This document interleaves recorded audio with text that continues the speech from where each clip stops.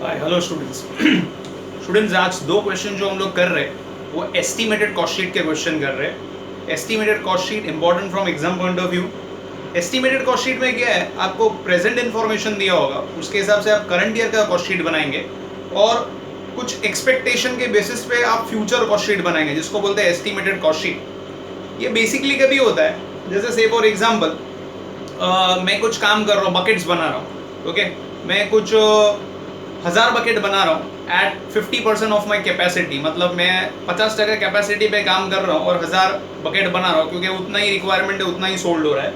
मतलब मेरे पास और पॉसिबिलिटी है, मैं और 50% काम और 1000 बकेट बना सकता हूँ। तो अभी मेरे पास ऐसा कुछ खास ऑर्डर नहीं है, बट अचानक से कोई ऑर्डर आ गया, ओके, कि किसने बोला कि भाई आप 1000 बकेट बनाते ना, तो एक काम करो ना, 800 बकेट और हमको बनाकर बेचो ना। तो मेरा 1000 तो बिक ही रहा है मार्केट में और 800 का नया ऑर्डर आया हुआ है, ओके। तो उसके लिए एक एस्टिमेटेड कॉस्ट स्ट्रक्चर वो हमसे मांगेगा कि भाई कितने में पड़ेगी पर बकेट, तो उसको पूरा डिटेल देना होगा, ओके। तो कभी भी ऐसा होता है, कभी कोई टेंडर लेना होता है, कोई गवर्नमेंट से कोई प्रोजेक्ट आते हैं, तो एक एस्टिमेटेड कॉस्ट स्ट्रक्चर बनाकर देते हैं। तो प्रेजेंट कॉस्ट स्ट्रक्चर के बेसिस पे आप एस्टिमेटेड कॉस्ट स्ट्रक्चर बनाते हो और सबमिट करते हो, और सामने वाले को आपका प्राइस जम रहा है और आपको भी वो प्रॉफिट बराबर बैठ रहा है, तो definitely you will go and execute that order. So this is what the question is all about. Estimated cost structure मतलब यहाँ दो कॉस्ट शीट बनानी है आपको, एक प्रेजेंट कॉस्ट शीट और उसके बेसिस पे एस्टिमेटेड कॉस्ट शीट, कि आने वाले टाइम में मटेरियल इतना बढ़ेगा, इतना कम होगा, लेबर का प्राइस ऐसा होगा, ऑफिस ओवरहेड, सेलिंग ओवरहेड ऐसे जाएंगे, फैक्ट्री का खर्चा इतना बढ़ेगा, इतना कम होगा। ये सब एक्सपेक्टेशंस पर taking all possibilities into consideration we prepare estimated cost structure. तो करते हैं क्वेश्चन, तो और अच्छी तरीके से समझ में आ जाएगा। याद रखना है, एस्टिमेटेड में दो कॉस्ट शीट बनती है, एक प्रेजेंट कॉस्ट शीट और उसके बेसिस पे एस्टिमेटेड कॉस्ट शीट। और एक इंपॉर्टेंट बात याद आ रही है, एस्टिमेटेड कॉस्ट शीट में कभी भी क्लोजिंग स्टॉक नहीं होगा, क्योंकि स्टूडेंट्स क्या है, एस्टिमेटेड मतलब आप अंदाजा लगा रहे हो कि इतना यूनिट बनाएंगे, इतना खर्चा होगा, और आप उसमें क्लोजिंग स्टॉक कैसे लिखोगे, मतलब आपको मालूम है कि इतना बच जाने वाला है, तो आप बना रहे क्यों। तो कॉमन सेंस यही बोलती है कि एस्टिमेटेड कॉस्ट शीट में there will be never closing stock, okay. Present cost sheet में अगर क्लोजिंग स्टॉक रहा भी तो एस्टिमेटेड में नहीं होता है, क्योंकि एस्टिमेटेड में जब आपको पता है ये बच जाने वाला है, तो आप क्यों बना रहे हो, क्यों वेस्ट कर रहे हो आपके रिसोर्सेस। सो कॉमन सेंस है, there would be no closing stock, okay. तो बस यही छोटी छोटी चीजें जो ध्यान में रखनी है, and let us solve the question. So I am reading the question students. Question number 4 है अपने शीट का, वो लास्ट टाइम रह गया था, तो फोर्थ सम में पढ़ रहा हूँ। Come to that fourth question. Goodluck Limited intends to submit a tender, you are given the following particulars. तो अभी ये प्रेजेंट कॉस्ट शीट की इंफॉर्मेशन दी हुई है। स्टॉक, फिनिश गुड्स दिया हुआ है opening, raw material closing, raw material opening, finish goods closing. पर तो फिनिश गुड्स आपको पता है वो ऑफिस ओवरहेड्स के बाद आता है, और रॉ मटेरियल तो आरएमसी में आ जाएगा। Purchase of raw material RMC, office overheads office, work overhead मतलब फैक्ट्री ओवरहेड्स, प्रोडक्टिव वेजेस मतलब डायरेक्ट वेजेस, सेल्स दिया है। तो ये करंट का इंफॉर्मेशन दिया है, उससे करंट का कॉस्ट शीट बना देंगे। इधर भी यूनिट्स नहीं दिया तो सीपीयू का कॉलम नहीं आएगा, तो particular rupees, total rupees is your format in this question. Prepare a cost sheet on the basis of the above information using the above percentage. अभी एस्टिमेटेड कॉस्ट शीट के लिए इंफॉर्मेशन है। Using the above percentage of work overheads to productive wages, मतलब work overhead और productive wages का जो relationship था वो सेम मेंटेन्ड होगा in the estimated cost sheet. Office overhead to work cost, office overhead और वर्क कॉस्ट का relation same रहेगा। Net profit percentage, net profit का जो परसेंटेज रहेगा to cost to sales, that will remain same. Tender मतलब estimated sheet, tender cost sheet बनाना है, उसमें आरएमसी है 80,000 और वेजेस 40,000, उसका अमाउंट डायरेक्टली दे दिया तो वो डायरेक्टली ले लेंगे। तो इतनी इंफॉर्मेशन दी हुई है। सो फटाफट हेडिंग दे दो, cost sheet of Goodluck limited for the year ending 31 मार्च 2019, वो अपना करंट ईयर है। Cost sheet of Goodluck limited for the year ending 31 March 2019, and let us start the question student. सबसे पहले रूलिंग वैसी मैंने आपको बोला सीपीयू कॉलम नहीं आएगा, यूनिट्स नहीं दिए हुए। तो पहले अपना डायरेक्ट कॉस्ट,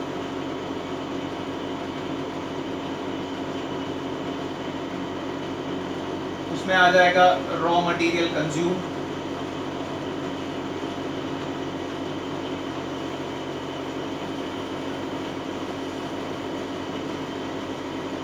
उसमें अपना opening stock of raw material दिया है,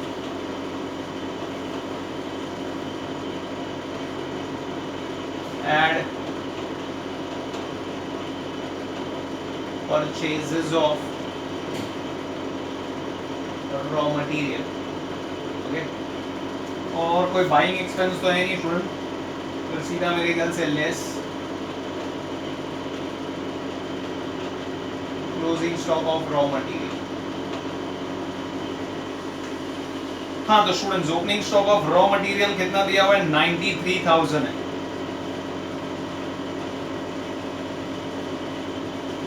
परचेज ऑफ रॉ मटेरियल है 459,720.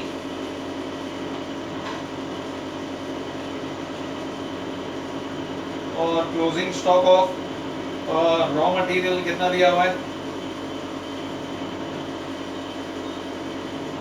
एक मिनट स्टूडेंट्स, कुछ गड़बड़ किया है.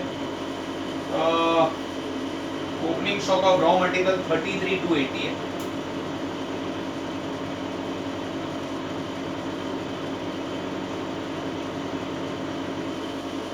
ठीक है, परचेज बराबर है closing stock of raw material 93,000.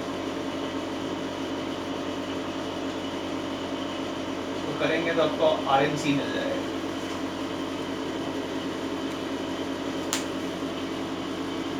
ठीक है, लेट अस कैलकुलेट.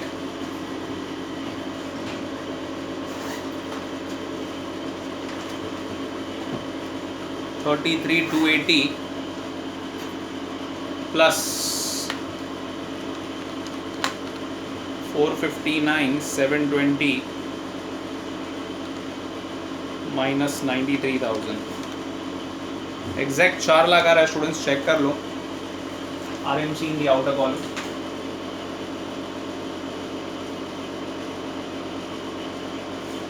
फिर आएगा डायरेक्ट लेबर, डायरेक्ट वेजेस.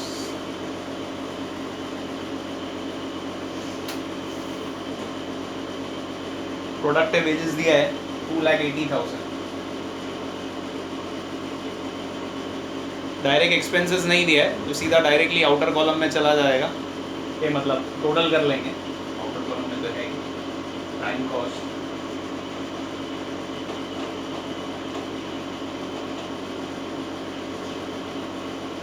$6,80,000.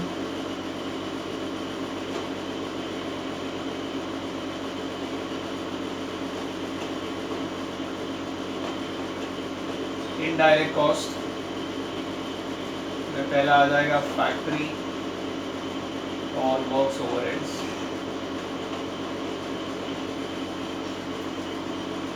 दिया हुआ है directly students 70,000 in the outer column. पर WIP नहीं है.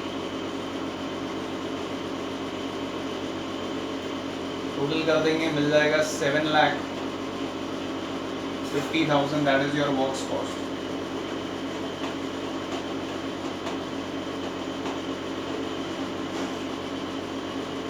Office and admin overheads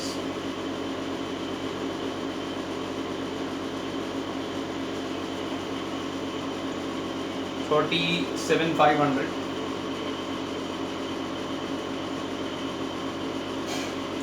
Cost of production 750 plus 37,500, 787,500.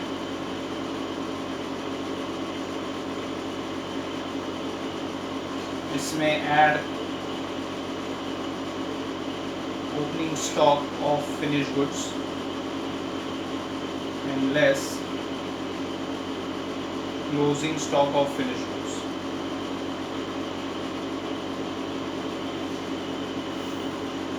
Students, opening stock of finished goods दिया हुआ है 77,500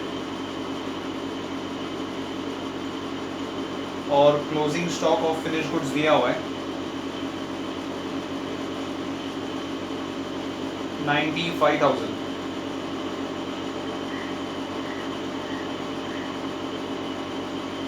टोटल करेंगे तो मिल जाएगा आपको COGS, cost of goods sold. तो 7,87,500 plus 77,500 minus 95,000, 7,70,000.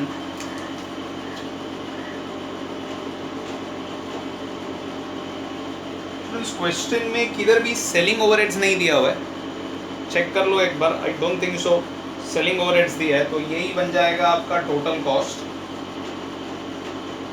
इसमें you will add profit, you will get sales. Sales दिया है क्वेश्चन में 9,65,500, तो profit you will get as a balancing figure 9,65,500. So profit you will get as a balancing figure. So 965,500 minus 7,70,000. 195,500 is your profit.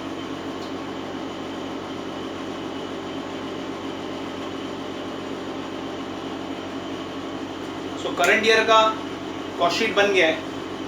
On the basis of this now you have to prepare your estimated cost structure बनाना है students. तो heading दे दो estimated cost sheet of Goodluck Limited. Estimated cost sheet of Goodluck Limited. Same ruling, units नहीं दिया है, CPU का column नहीं आएगा. स्टार्ट करता हूँ. Direct cost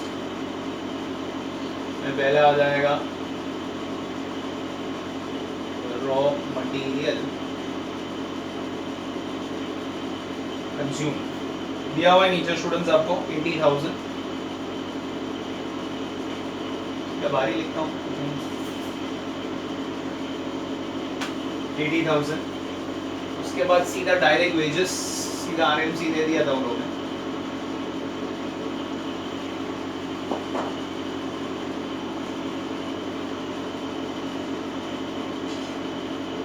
direct wages, labour वो भी दिया हुआ है नीचे 40,000. सो मिल जाएगा आपको प्लान कॉस्ट.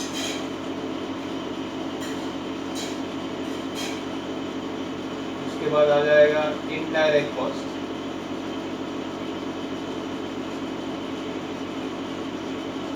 पहला है आपका फैक्ट्री ओवरहेड्स. हाँ, यहाँ पर क्वेश्चन में कुछ बोला है स्टूडेंट्स, नीचे इंफॉर्मेशन में बोला है works overhead to productive wages का रिलेशन सेम रहेगा. मतलब जो पुराना था वही रहेगा. तो मैं इधर ही उसकी शॉर्ट में वर्किंग कर देता हूँ स्टूडेंट्स. ओके, ये लास्ट ईयर का है और ये एस्टिमेटेड कॉस्ट का है. एस्टिमेटेड ईयर लिखता हूँ, ये लास्ट ईयर और ये एस्टिमेटेड ईयर. ठीक है, तो लास्ट ईयर क्या किसके साथ में रिलेशनशिप बोला है? Works overhead to productive wages. Productive wages last year था 2,80,000. ओके, एक मिनट, ठीक है ना, तो लिखने की जरूरत नहीं ना, मैं ऐसे ही लिख लेता हूँ. ठीक है, तो ये लास्ट ईयर था 2,80,000 और फैक्ट्री ओवरहेड्स था 70,000. एक्सपेक्टेड ईयर में वेजेस है 1,20,000. तो सॉरी 40,000.